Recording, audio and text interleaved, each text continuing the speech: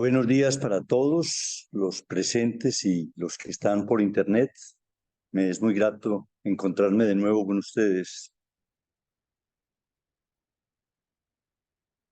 Al menos varios de ustedes, quizás bastantes, asistieron esta semana a la reunión que tuvimos aquí en este mismo lugar sobre la lectura por iniciativa de la Comisión de Biblioteca. En esa reunión, que no voy a comentar, alguien que creo que era un estudiante de educación de la Universidad de Antioquia, me hizo una pregunta que contesté en forma deficiente.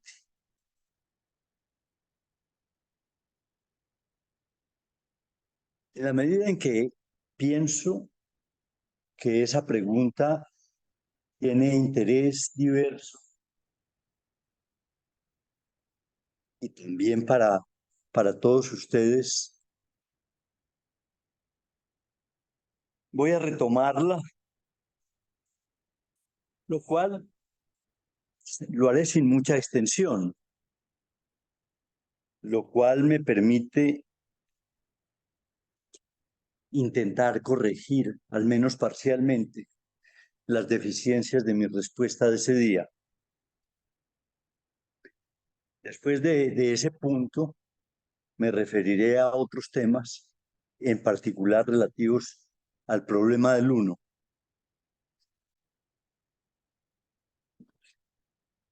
La pregunta que me hizo el estudiante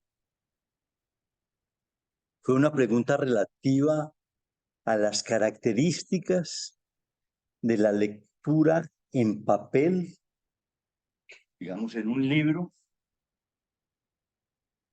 a diferencia de una lectura que se realiza en pantalla, digamos un documento en internet. Esta pregunta había estado motivada en algo que yo había dicho en el transcurso de la conversación.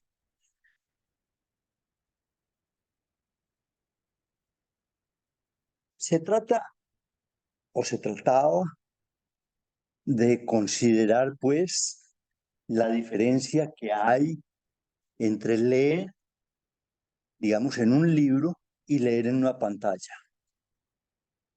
Sobre lo cual había afirmado que la lectura en papel en un libro era insustituible y que ofrecía ventajas que no se lograban por otros medios. Debo decir que la pregunta me resultó, bien analizada, más compleja de lo que en principio parecía. Sobre todo porque, por distintas razones, de inmediato me coloqué en una posición que yo llamaría de rechazo a cualquier nostalgia en el análisis del problema.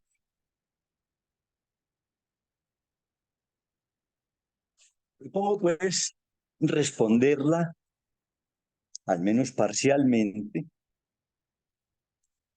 situando específicamente un punto que considero decisivo, y es que finalmente el medio del texto no es finalmente lo que interesa para una buena lectura, sino la posición del lector. La posición y las características del lector.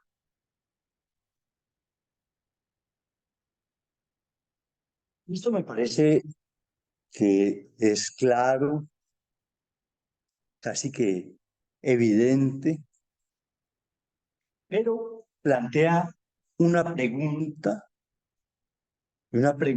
que considero que es muy importante, y es la pregunta de qué es un lector.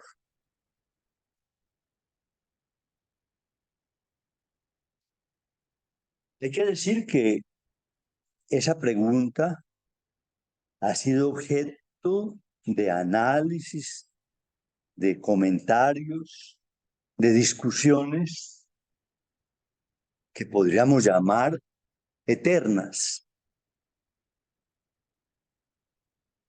casi desde los griegos apareció la cuestión. Ustedes sabrán, por ejemplo, que Sócrates se negó a aprender a leer porque consideraba que el texto escrito le negaba a la palabra una dimensión que era irreemplazable.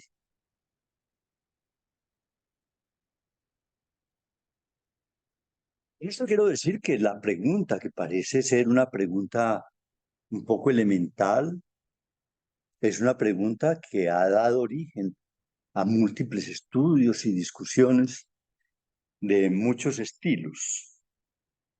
Es un tema, pues, importante y aún complejo. Para no extenderme demasiado sobre esta pregunta, porque tampoco es el objeto de esta reunión, voy a apoyarme en un poema de Borges que examina el asunto. Un poema de Borges que se llama El lector,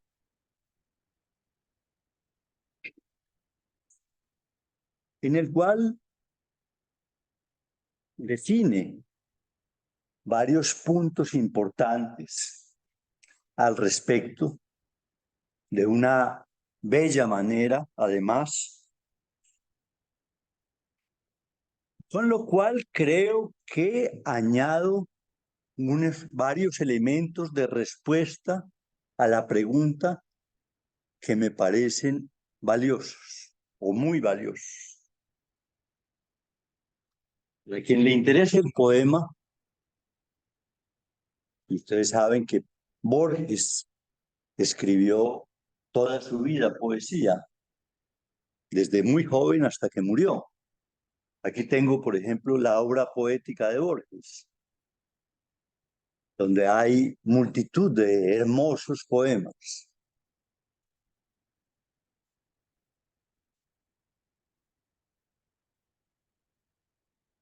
El poema, pues, se halla en ese compendio de poemas que produjo en los años 70, es decir, unos 15 años antes de su muerte, y del cual hay muchas ediciones, casi que es en internet, es muy fácil encontrarlo y en muchas ediciones en papel está editado ese conjunto que se llama El elogio de la sombra. Se trata del penúltimo poema de ese conjunto y el poema, si me lo permiten, dice así.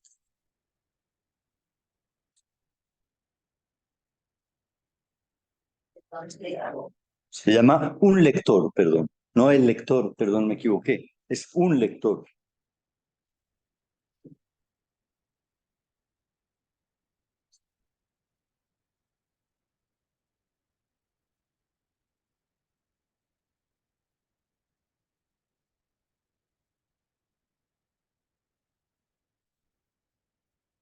El poema dice así: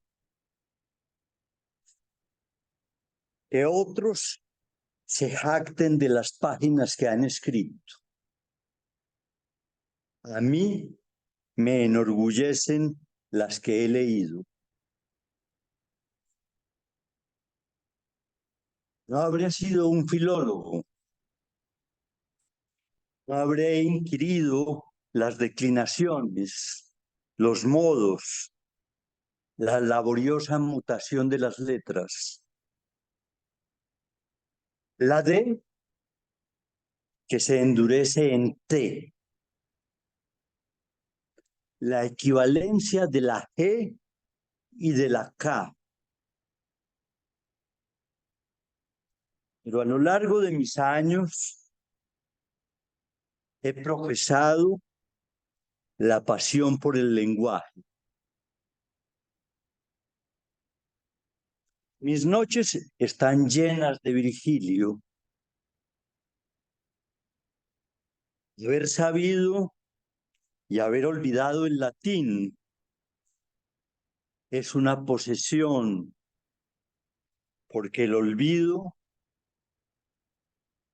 es una de las formas de la memoria, su vago sótano, la otra cara secreta de la moneda. Cuando en mis ojos se borraron las vanas apariencias queridas, los rostros y la página, me di al estudio del lenguaje de hierro que usaron mis mayores para cantar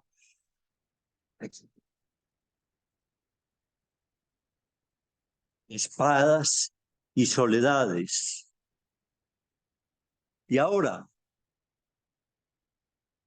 a través de 7 siglos, desde la última Tulé, tu voz me llega, Snorri Sturluson. El joven, ante el libro, se impone una disciplina precisa y lo hace en pos de un conocimiento preciso.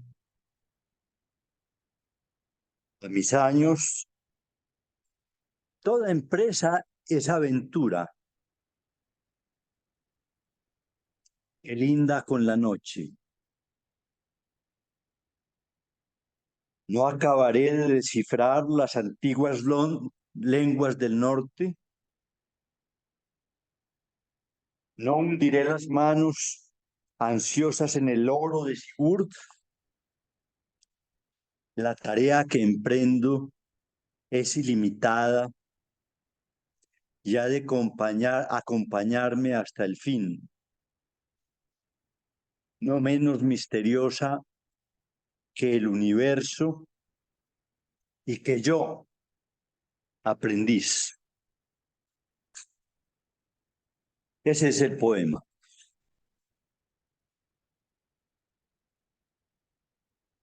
Creo que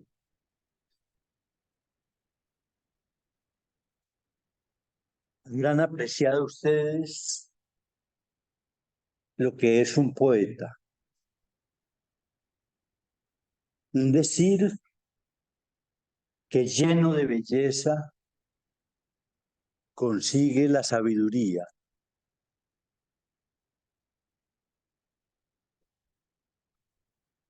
Esa belleza que plasma Borges en versos lúcidos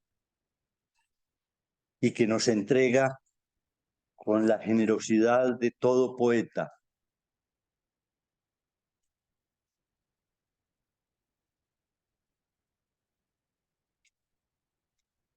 Permítanme destacar al menos algo relativo del poema. Los 2 primeros versos son citados muy a menudo por diversas razones, entre otras porque definen al Borges mismo, definen su bondad, digamos,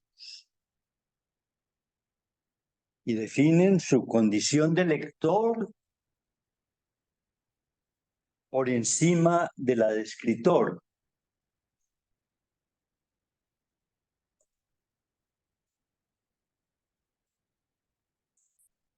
Les destaco de nuevo esos versos para que los mediten. Que otros se jacten de las páginas que han escrito. A mí me enorgullecen las que he leído.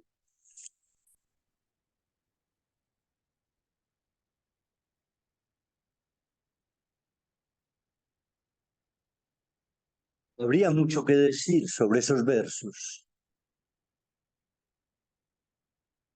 No lo voy a hacer porque quiero incitarles a que lo mediten.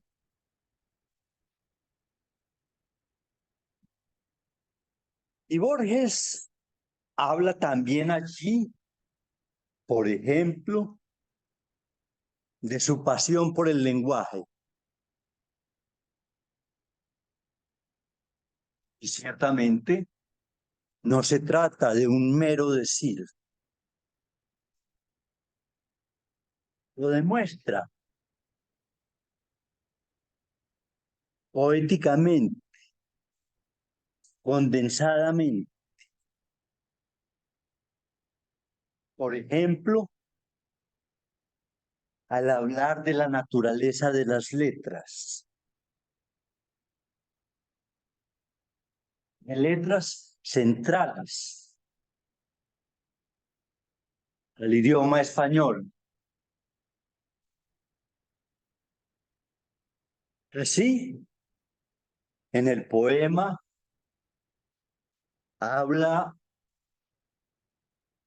de la relación que existe entre la D y la T. Y allí brilla su saber, también su sensibilidad y también su bien decir.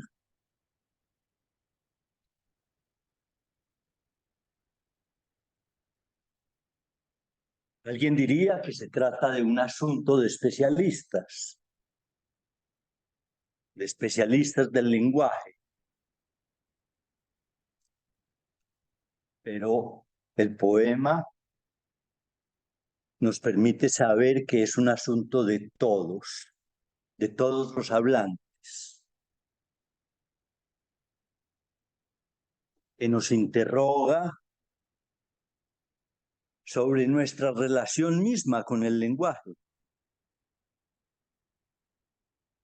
¿Cómo así que la D se endurece en T?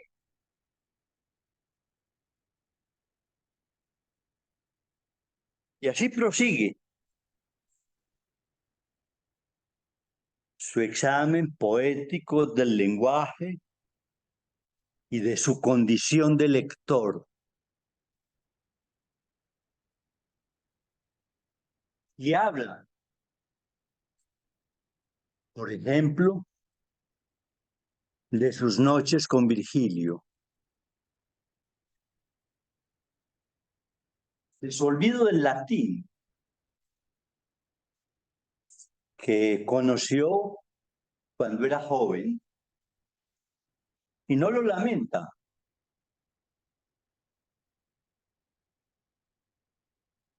En su lugar, propone una bella definición del olvido. Es decir, que es el vago sótano de la memoria.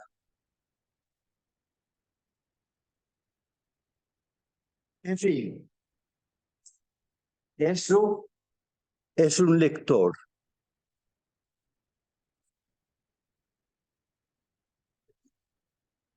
Un lector que se acompañó sus días y sus noches con libros y que de esa manera vivía las aventuras de los héroes nórdicos y que las vivía en la intimidad del lugar donde leía y que le permitía aún en esa intimidad vivir algo apasionado.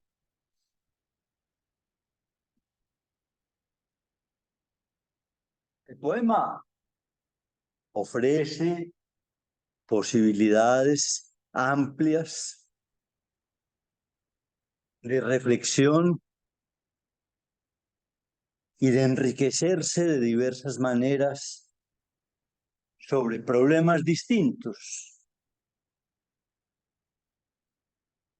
No voy a extenderme más en referencias al mismo,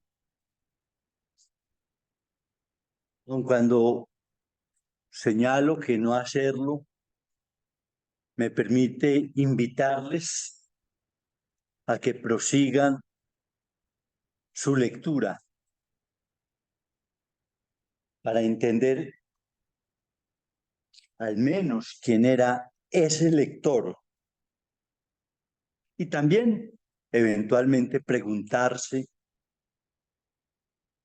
por las formas de lectura.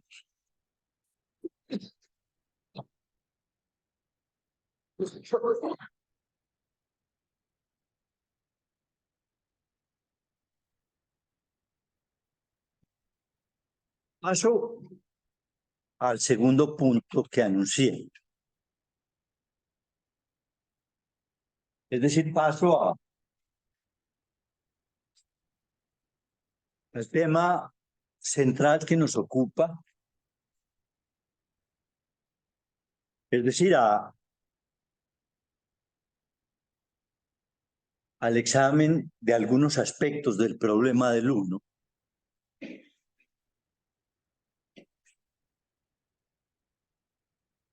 No creo que lograra hoy hacer también una referencia al caso del cual hablé la vez pasada, caso que ha suscitado algunas preguntas que me han formulado durante estos días y que voy a retomar, creo, ya en la próxima ocasión. Voy a referirme al problema del uno, considerando en especial dos textos de dos psicoanalistas de la AMP, quienes plantean algunas cuestiones relativas al uno, particularmente una que me interesa discutir con ustedes por razones que les mostraré son cuáles. Los dos psicoanalistas a los que voy a referirme son Éric Laurent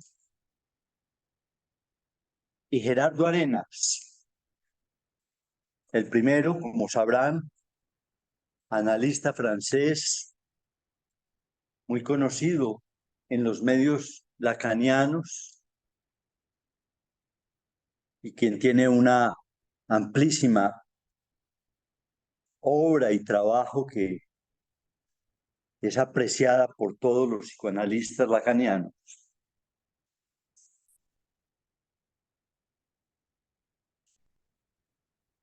El texto al que me referiré es una conferencia que dictó Éric Laurent y que después fue vertida al papel, que dictó en el año 2013. No explico por qué cito las fechas que tienen cierto interés, pero no voy a detenerme en el asunto histórico del texto. En el 2013, en el marco de un seminario que se dictaba en la Escuela Brasileña de Psicoanálisis en ese año sobre el seminario 19, o el título de Ayuno.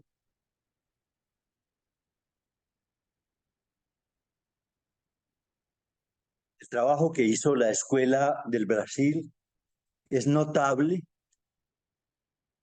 y hay una producción supremamente valiosa que emergió de ese seminario. Entre ellos la conferencia de Lorán, que voy a considerar enseguida, pero también algunos libros, por ejemplo, que se produjeron en el Brasil, en portugués y en español, sobre asuntos relativos al seminario 19, muy, muy interesantes para el lector cuidadoso del seminario. Doy un ejemplo. Lacan, de paso, en algún lugar del seminario, menciona, por ejemplo, un cuadro de un pintor y sigue. Pues bien, estos del Brasil se dedicaron a buscar el cuadro, lo reproducen, lo muestran y lo comentan, y muestran el por qué se relaciona con lo que Lacan afirma e invoca en ese momento. Es un trabajo exquisito el que realizaron en el Brasil, y de eso, pues, repito, hay producciones muy interesantes y verdaderos conocedores del problema del problema del uno.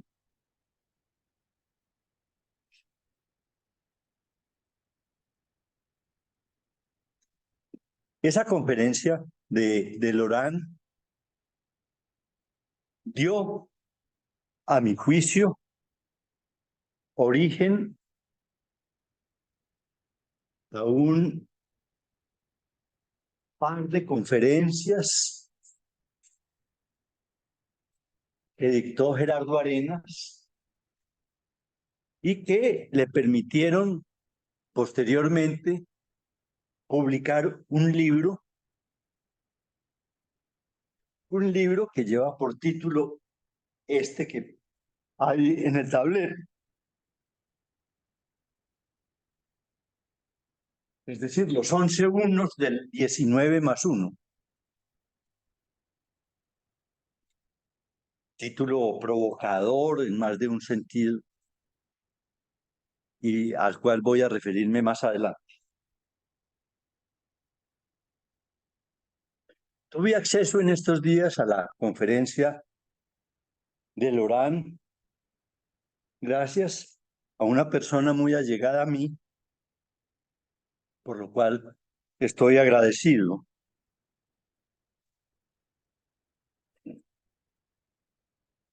La conferencia está publicada en esta revista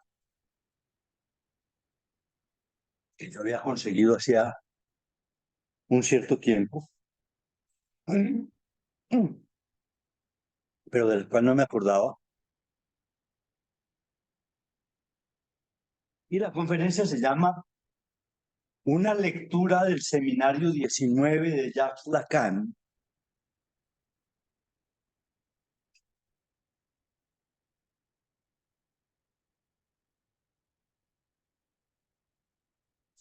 La conferencia está publicada en esta revista, pues, que se llama Enlaces. Creo que está aquí en la biblioteca. En el número 20 de octubre del 2014.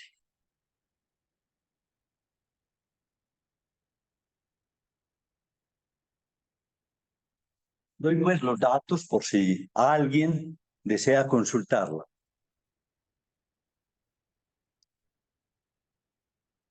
En esa conferencia Laurent examina varios temas relativos a la teoría del uno. No voy a referirme a todos, algunos son bastante complejos, pero me interesa particularmente uno. Uno que es el eje de lo que diré en el resto de esta exposición. Por tanto, digamos, quisiera que se comprendiera bien de qué se trata, que tampoco es un asunto difícil de entender.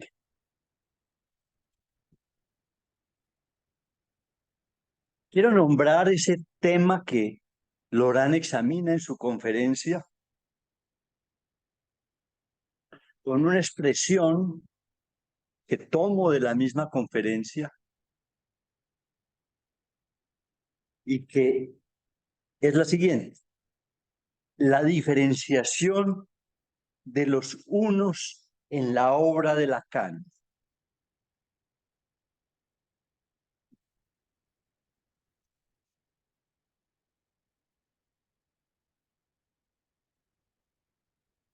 Nos darán ya el parentesco que hay entre la conferencia de Lacan y el libro de Gerardo Arenas. La expresión, repito, la diferenciación de los unos en la obra de Lacan, la expresión señala claramente, me parece a mí, que en Lacan hay varios unos. ¿O acaso más bien señala que a lo largo del trabajo de Lacan sobre el uno, Lacan va descubriendo diferentes problemas relativos a la función y a la significación del uno, y que a cada uno de esos puntos que va descubriendo les consagra algunas referencias o proposiciones en las cuales se podría decir, o a partir de las cuales se podría decir, que habla de diferentes unos.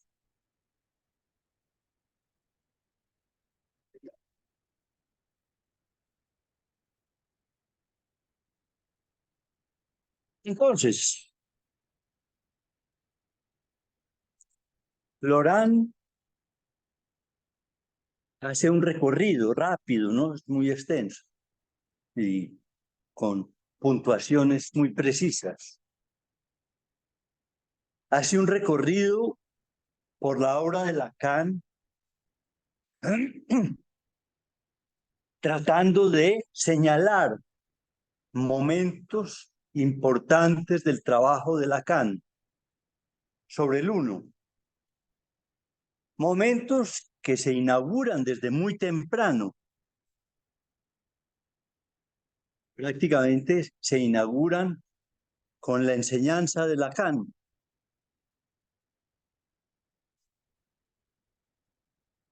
Y que van a culminar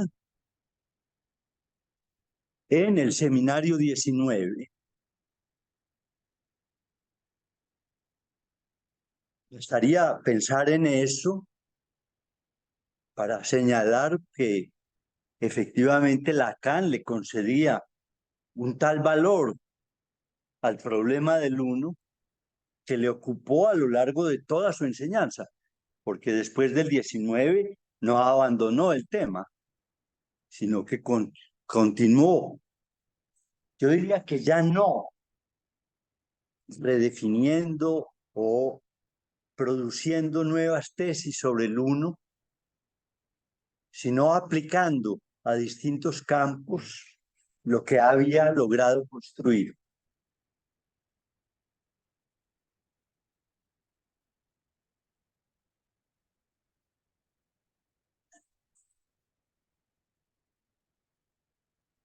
Y dice Laurent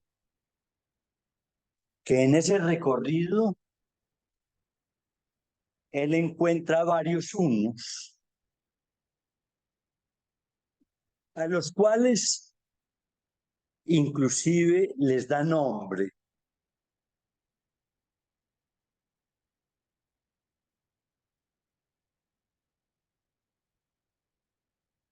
Así, en algún momento, halló lo que llamó Lacan el uno de la repetición, el uno de la repetición del significante amo. Asunto que, como creo que pueden observarlo, es clave, digámoslo así, en la práctica analítica, particularmente en la práctica con pacientes, aun cuando también en el análisis de otros problemas. Digamos, reconocer las repeticiones que el inconsciente produce con un significante, lo cual nos orienta frente a la naturaleza del inconsciente del cual se trata. Hay mucho que decir sobre ese punto, sobre el uno de la repetición. Y ven ustedes que no son ajenos, pues, a estos asuntos, la incidencia que tuvo en los desarrollos de Lacan haber situado ese problema.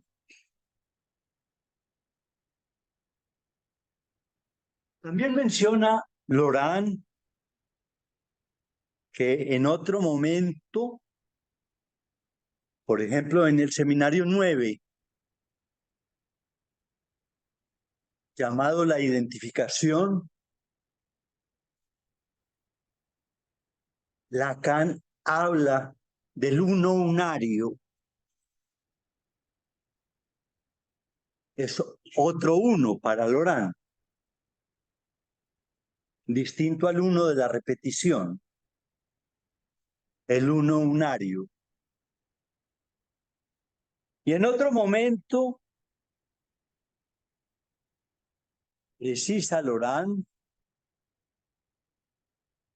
Lacan se ocupa de lo que llamó el uno del cuerpo.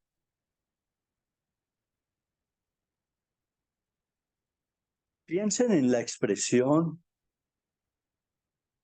el uno del cuerpo. Podrán ver la importancia que tiene ese asunto.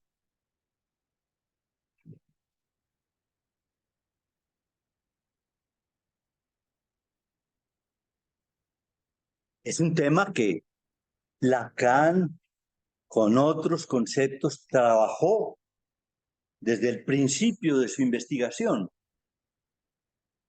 desde la época del estadio del espejo. Es decir, cómo el uno, cómo se forma eso que podríamos llamar también, en principio, la imagen del cuerpo. Cómo alguien logra unificar su relación consigo mismo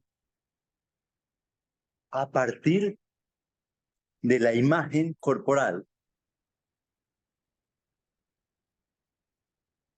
Es un tema que, repito, Lacan trabajó ampliamente y durante largos años y que, creo yo, nunca abandonó por la importancia que él mismo tiene.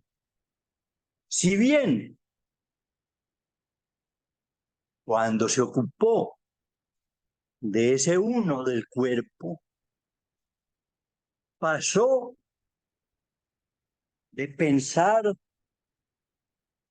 el problema de la imagen corporal a pensar el problema del goce uno en el cuerpo.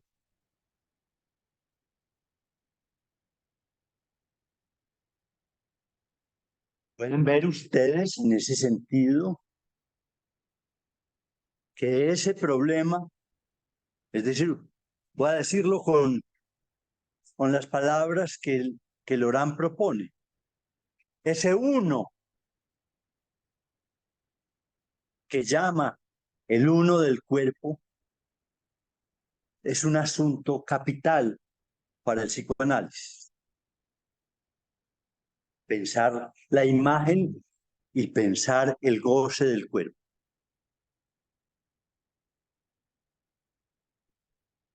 De lo cual podríamos decir están asociados multitud de problemas importantes que le permiten al psicoanálisis hacer elaboraciones sobre los asuntos más diversos. Así, por ejemplo, allí está en juego el problema de la percepción, o está en juego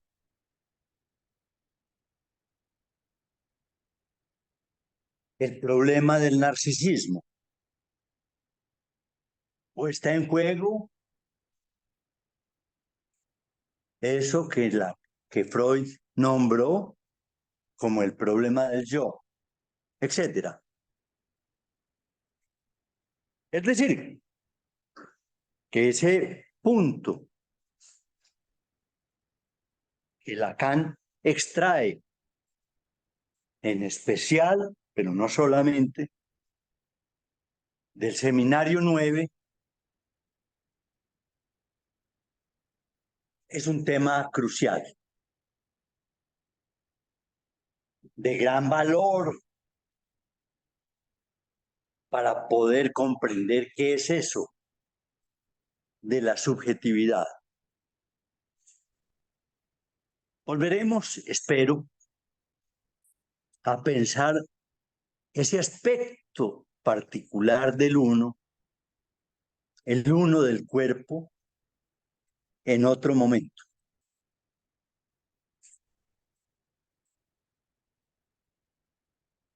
Señalo estos puntos para invitarlos a pensar la pregunta que quiero plantearles, que es específicamente la siguiente.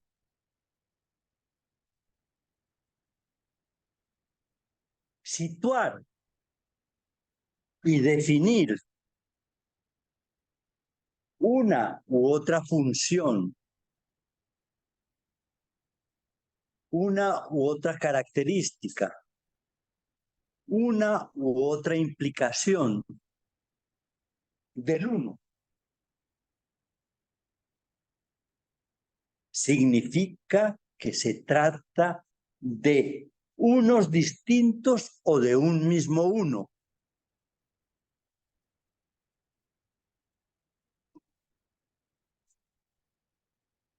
Espero que sea clara mi pregunta.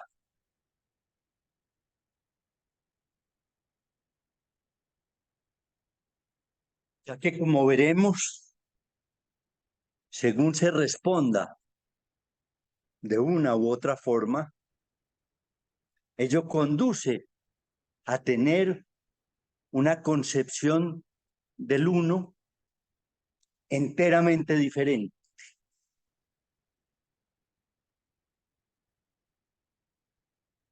Y esas comprensiones del uno diferentes han dado lugar a lecturas distintas del seminario Ya que hoy, en cierto sentido, creo yo, por lo menos algunos psicoanalistas estemos enredados con el problema del uno.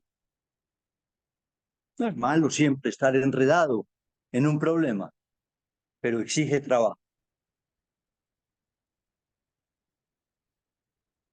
Espero pues que sea clara mi pregunta.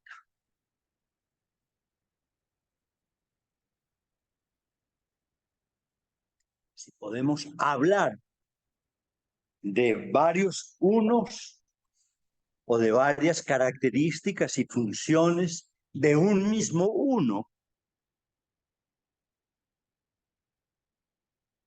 Mi respuesta al respecto es categórica y distinta a la que, por ejemplo, insinúa Laurent o desarrolla en forma extensa Gerardo Arenas.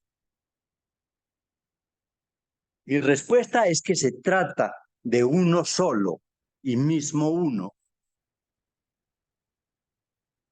y no de diferentes unos.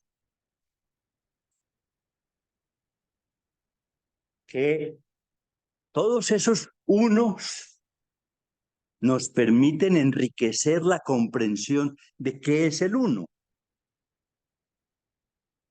Pero no tenemos que fragmentar eso en 11 o más unos.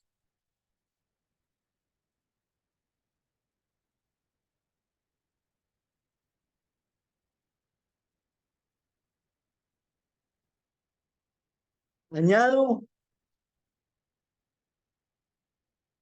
que Laurent, en su exposición, muestra, digámoslo así, que el trabajo de Lacan sobre el uno se dirige hacia lo que llamaré una teoría unificada del uno. Y que este constituiría, si tengo yo razón, un objetivo primario del seminario 19, lo cual permite, por ejemplo, entender o por lo menos sospechar el porqué de la densidad y dificultad del Padre, no hay seminario problema. 19. Está hablando Juan Fernando, voy a ver si se puede meter a Zoom. Mire el correo que acabo de emprender esto y se me había olvidado. María Selmira tiene el micrófono abierto y se le... Gracias, María Selmira.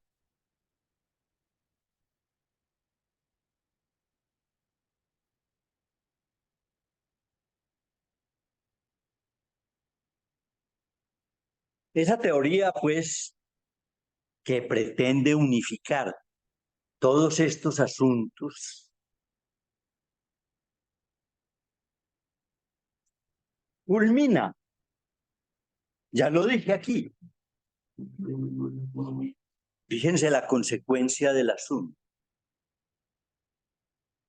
culmina, a mi manera de ver, en una sentencia de Lacan que me parece que es el eje del seminario. Hay uno.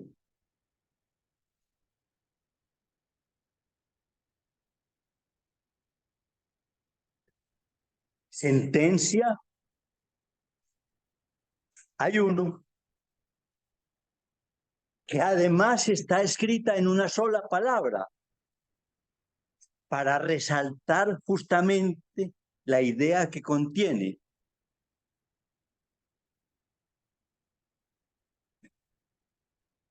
y que fuese necesario intentar aprender. Esto significa, pues, creo que lo pueden reconocer, que entender bien qué quiere decir Lacan cuando dice que hay uno es crucial si queremos acceder a la teoría del uno que Lacan construye.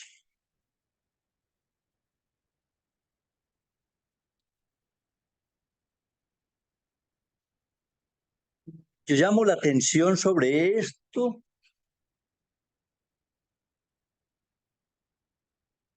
porque pueden ver bien que hacer esa afirmación,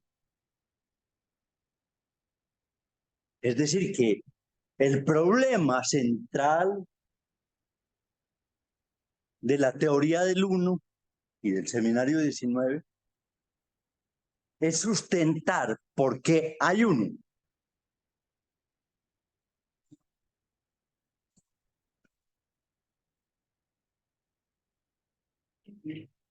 Cosa que para muchos o bien les resulta un problema simplemente matemático, o bien acaso les resulte un problema banal de la relación con lo existente y consigo mismos. Soy uno.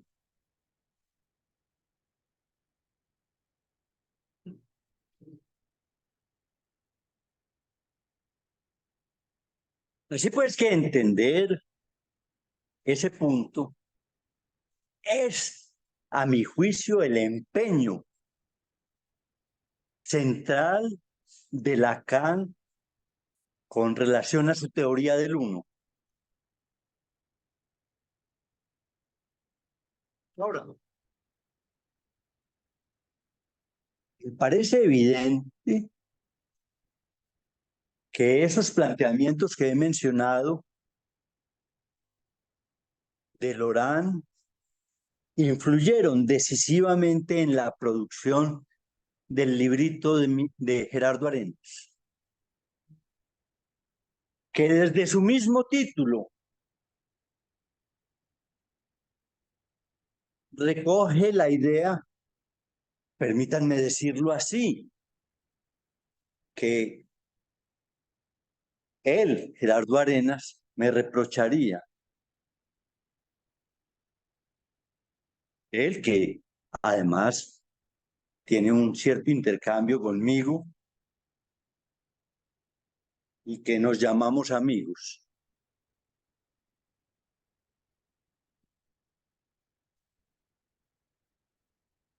Hay uno.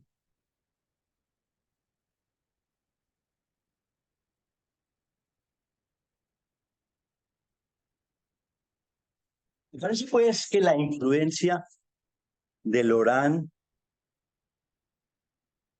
en el desarrollo que hace Gerardo Arenas del problema del uno es evidente.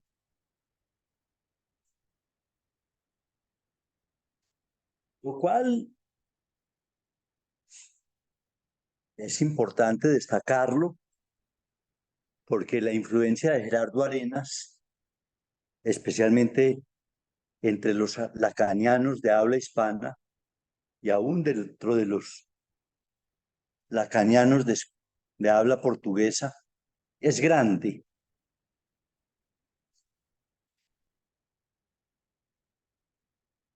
Es una influencia merecida, a mi juicio. Repito que en el libro, del cual tengo aquí una fotocopia parcial,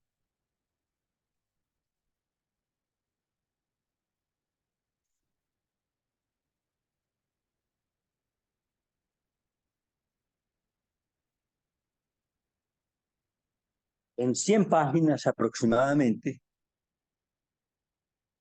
Gerardo se consagra a sustentar su idea de que hay 11 unos y no uno.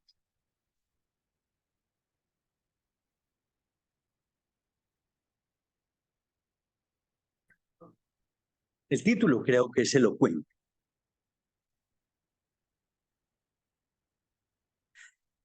Hay que añadir que no solamente afirma que hay 11 unos en el 19, sino que además dice que hay 3 más, que añade Miller. Tendríamos ya 14 más 1.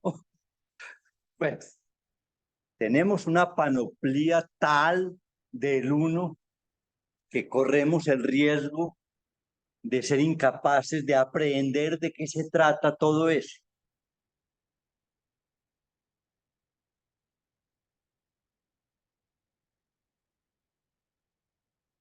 Le pregunto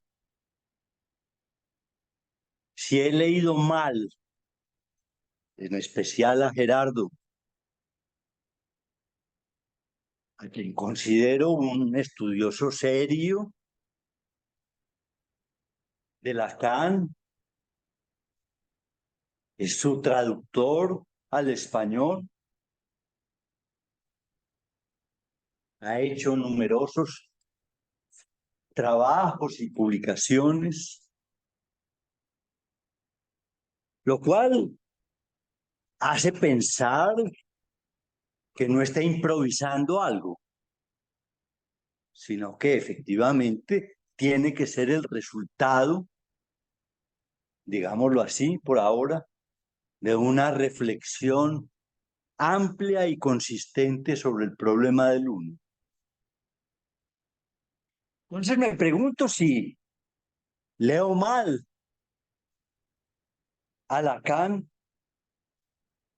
y lo que es peor, si estoy induciéndoles a ustedes a un error en la comprensión del problema del uno.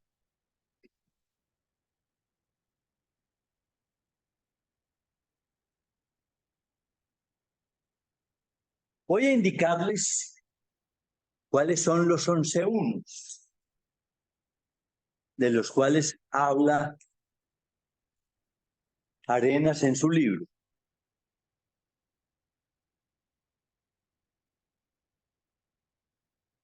Me parece que el mero listado de los 11 unos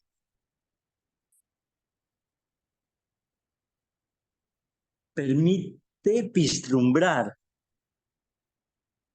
el por qué él considera que existen 11 unos.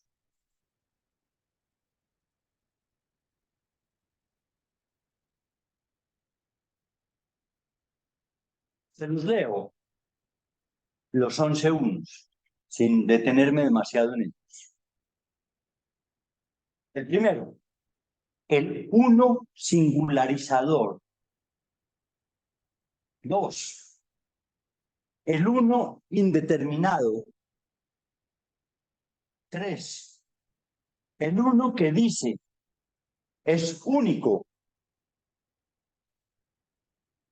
Cuatro, el uno excepcional. Cinco, el uno cualidad mínima. Seis, el uno de la inexistencia. Siete, el número uno. Ocho, el uno en más. Nueve, el S1. 10, el uno esférico. 11, el uno unario. Son pues 11 unos.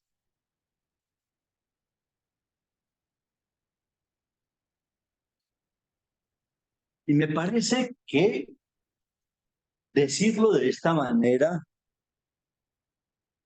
ciertamente hace pensar que, en efecto, es necesario distinguir entre todos ellos lo que así se nombra. Tomemos los dos primeros.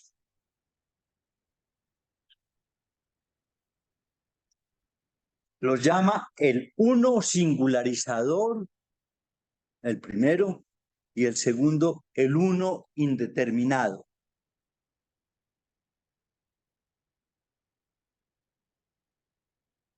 Son dos nombres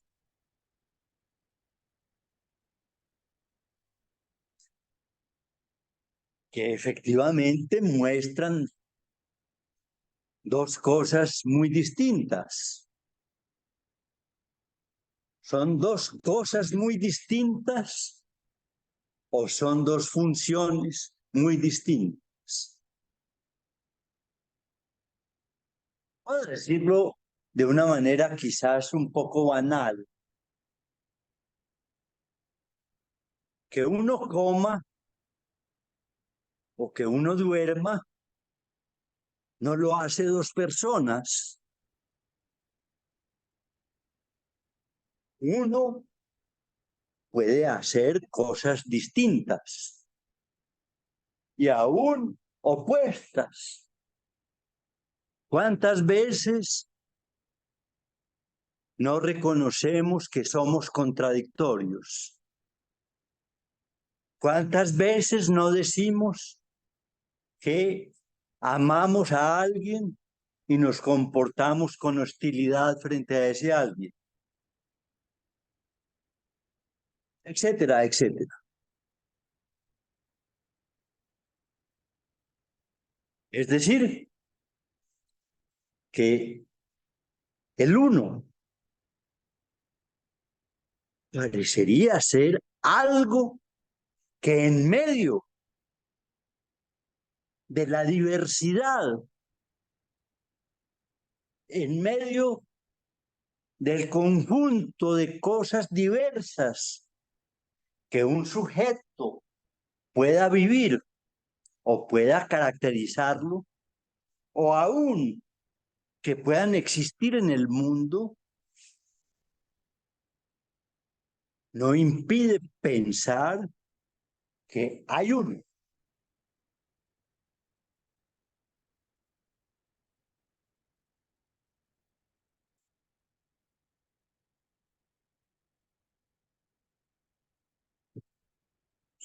Esa diferencia, por ejemplo, entre el uno singularizador y el uno indeterminado,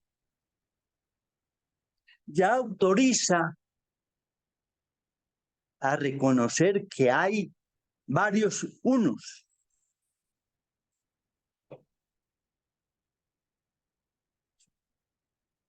Veamos esos dos unos. El uno singularizador, dice Arenas, sería el uno que apunta a lo único.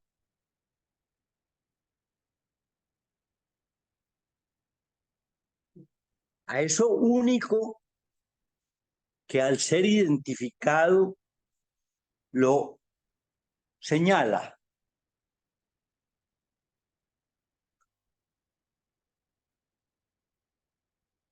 En la medida, dice Arenas, que eso se destaca sobre todos los demás decires, dice.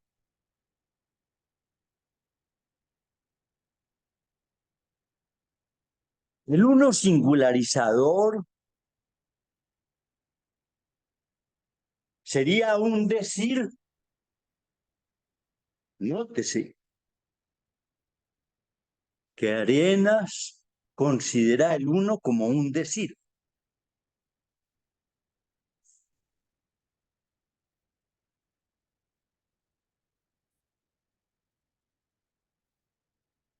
Es un decir,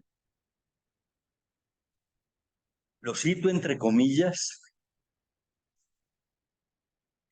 que no es decir, sino que es un decir.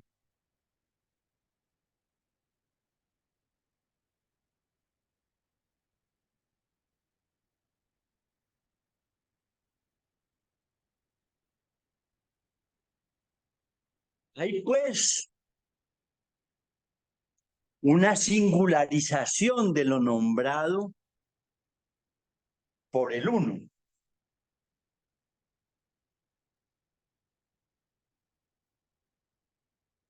Y Arenas da como ejemplo de esa singularización una sentencia de Lacan que ustedes conocen y que ciertamente en ella podemos sospechar la singularidad de esa sentencia. Se trata de la sentencia, entre comillas, no hay relación sexual.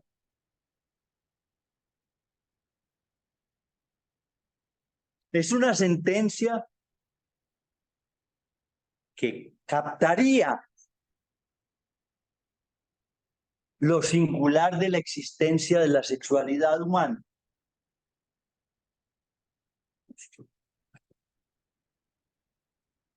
Que reconoce, según el desarrollo de Arenas, que reconoce la idea de que Lacan consigue singularizar de esa manera algo de la dimensión humana que llamamos sexualidad.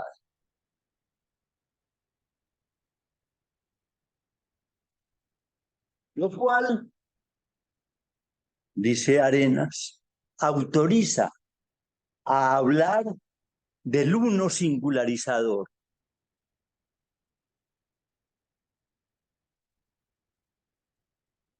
Y dice, agrega, ese uno singularizador es diferente. Es uno indeterminado.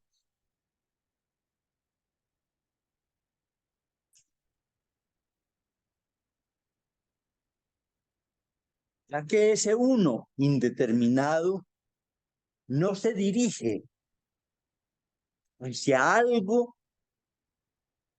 que singulariza, sino hacia cualquiera.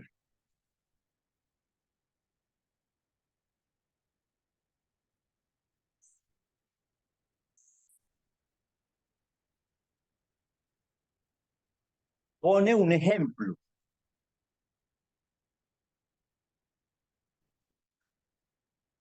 Un ejemplo que nos permite pensar bien qué es ese uno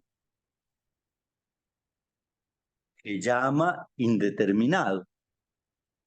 Dice que un ejemplo de ello es una buena teoría sobre un problema denso y complejo. Porque esa teoría se refiere a muchas cosas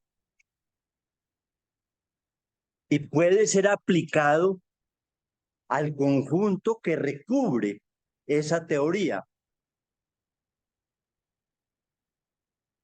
Por lo tanto, la teoría como tal no se refiere, al menos en principio, a un uno específico, sino que se refiere en forma indeterminada a todo lo que recubre la teoría.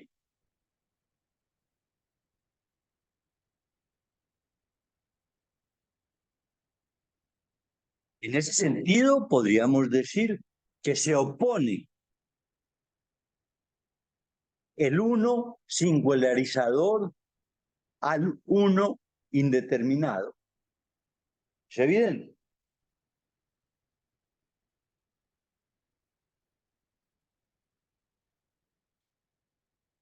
Ciertamente, lo decimos de otra manera, es distinto lo singular que lo general. Y se puede decir más simplemente así.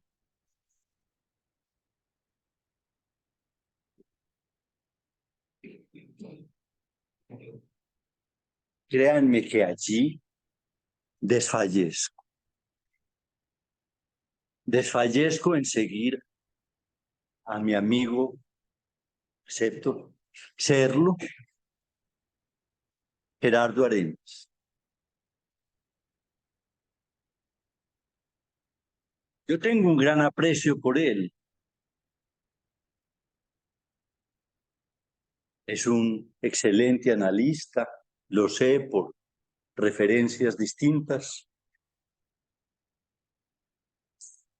Tiene una formación que muy pocos analistas tienen, empezando por su formación de origen, porque originalmente era físico. Y se pasó al psicoanálisis y ha desarrollado toda su carrera en torno al psicoanálisis, no sin traer al psicoanálisis su formación como científico, lo cual le permite, por ejemplo, examinar problemas como el del uno en tanto número. Es decir, quiero destacar que se trata de alguien que trabaja seriamente.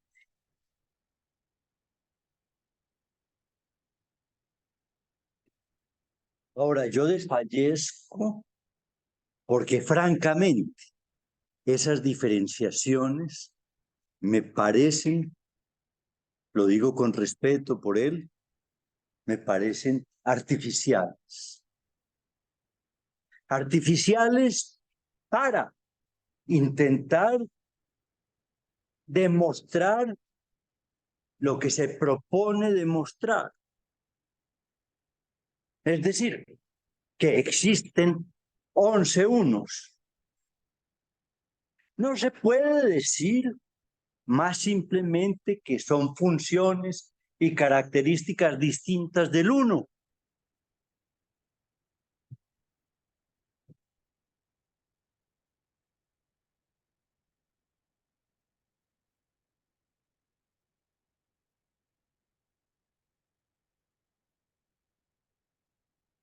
Ciertamente, no podemos negar que si el psicoanálisis ha avanzado en la comprensión de lo humano, es porque se sitúa en la singularidad de cada sujeto. Es decir, que lo toma uno por uno.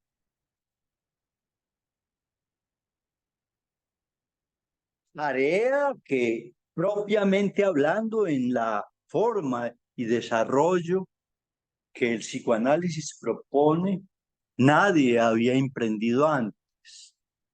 Ni siquiera nadie emprende al margen del psicoanálisis. ¿Por qué? ¿Por qué ocuparse de lo singular es tan extraño para el mundo contemporáneo? A quien parecería que solo le interesaran teorías generales. Y en ese sentido, lo uno parecería apuntar a una dimensión, lo subrayo, a una dimensión de lo real en la cual, bien sea en el sujeto o bien sea en lo existente, lo que encontramos son singularidades a pesar de las semejanzas que pueda haber entre distintas cosas.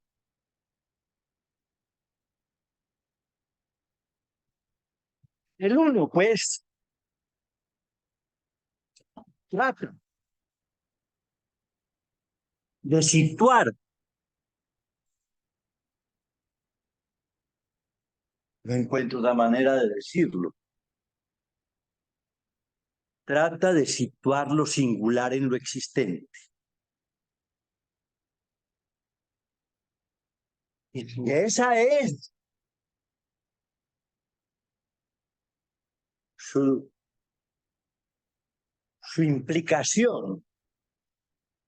Si es allí donde reconocemos el valor del concepto,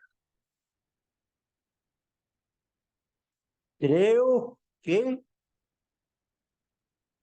comprenderlo, si es que se quiere pensar lo singular de lo existente, es obligatorio.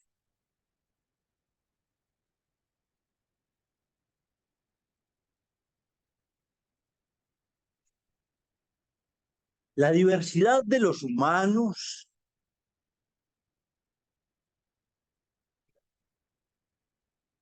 es tal que uno no puede dejar de sorprenderse. Y no puede dejar de sorprenderse de que eso haya sido, hay que decirlo así, ignorado.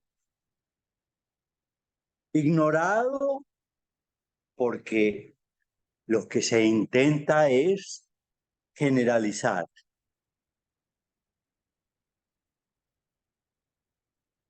Porque hablar de lo singular, digámoslo así, es penoso.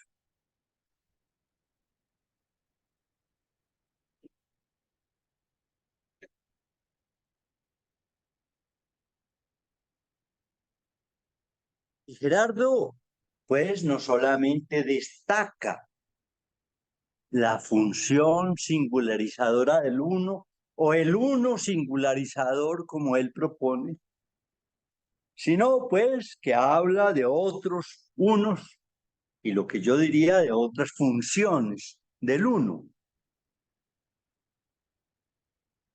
lo cual, a mi juicio, es una contribución o una ordenación conceptual del problema que alabo, el que consigue Gerardo Arenas.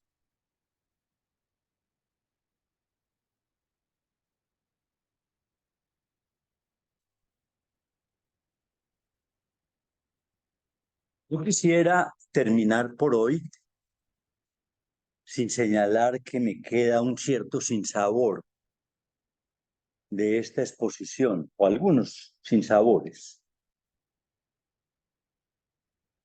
Sobre todo el hecho de no haber conseguido lo que era mi propósito, sino parcialmente. Es decir, llegar a construir una definición clara, sucinta y precisa de qué es el uno. Espero que podamos avanzar en esa dirección en la próxima ocasión, el 22 de octubre. No alcancé a retomar el caso del abuso infantil que se impone, por lo menos un caso, en toda esta dimensión del problema. Trataré de hacerlo, pues, la próxima vez y espero que no haya sido confuso lo que les he propuesto, ni que con esto les confunda más acerca de lo... Permítanme terminar con la cita que trae Gerardo para abrir su texto. Cita a Lacan en el seminario 19, donde Lacan dice: nada más peligroso que las confusiones que atañen al uno. Muy bien, les agradezco su atención y nos veremos el 22 de octubre. Gracias. Muchas gracias, Juan Fernando. Gracias a todos ustedes. Hasta luego, Gracias. muchas gracias. Raquel, un saludo. Y muchas gracias igualmente.